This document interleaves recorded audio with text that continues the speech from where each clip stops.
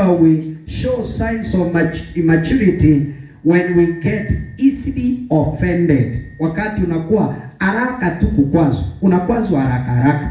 Makwazo hayana budi kuja, Yesu alisema. Na tukapewa jina mpya ambao wamama walijifunza, walituambia kwamba quarsiosis, magonjwa ya quarsiosis yako na yanaweza kukuzuia kwamba moyo wako ukae na maumivu, usimtumikie Bwana.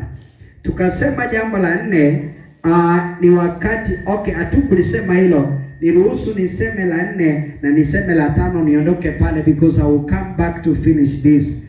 Jambo la 4 tulisema ni wakati ambapo tuko inconsistent and moody. Inconsistent and moody, kwamba tuko katika hali ya kutofurulisha, hatuwezi endeleza, na pia tuko moody. Moody ni mtu ambaye yani hayuko msimamo katika hisia zake.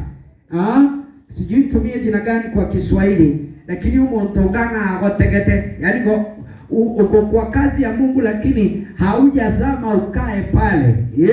Unaweza badilika saa yote. Saa hii una furaha, saa hiyo nyingine umenuna, saa hiyo nyingine umekuwa vile ambavyo umekuwa. Wagalatia sura ya 3 mstari wake wa 1 mpaka wa 4 ningependa tuisome, alafu tutakuja tena kurudi pale. Wakati ambapo tunakosa kufurulisha, tunaanza, tunawacha, tunaenda, tunataka, hatutaki, tunasonga, hatusongi.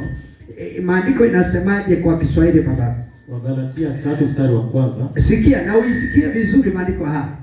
Nasema, enyi Wagalatia msio na akili. Enyi Wagalatia msio na akili. Twende haraka. Ni nani aliyewaroga? Ni nani aliyewaroga? Ninyi ambao Yesu Kristo aliwaweka wazi mbele ya macho yenu. Ninyi ambaye Yesu aliwaweka wazi mbele ya macho yenu ya kuwa msulubiwa. Kwa 2. Nataka kujifunza neno hili moja kwenu. Je, mlipokea roho wa matendo ya sheria au kwa kusikia kunatokana na imani? 3. Je, mmekuwa wajinga namna hii?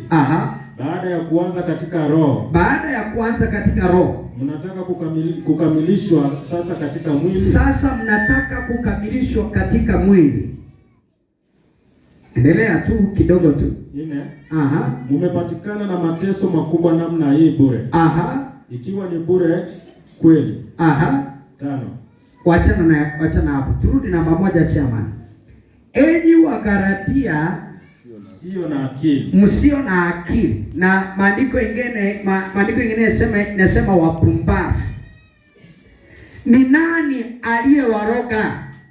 Mlianza katika roho, sasa mnataka kumaliza katika mwili.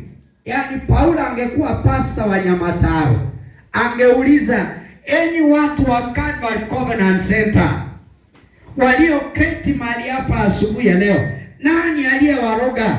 Kwanza mlianza vizuri, lakini sasa mmekuwa na visababu kadhaa. Saa hii mmeweka Mungu mwisho. Ni nani aliyewatoa pale ambapo mlianza? Ugeukie aliye karibu na wewe. Yawezekana maandiko yanaongea kuhusu wewe. Anasema geukia mtu muulize, inawezekana Biblia inaongea kukuhusu?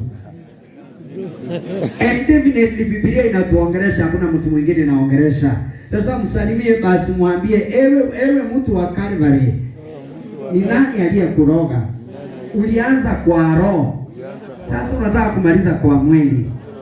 Mwambie lazima ufurulishe, lazima uendeleze. Bwana asifiwe sana. Mwambie ule moto ulioanzia, enda nayo mpaka mwisho. Haleluya. Usiachie njiani, anza, endelea na kisha maliza nayo. Ulianza kwa roho, maliza kwa roho. Wachana na mengine yote, mtazame Bwana.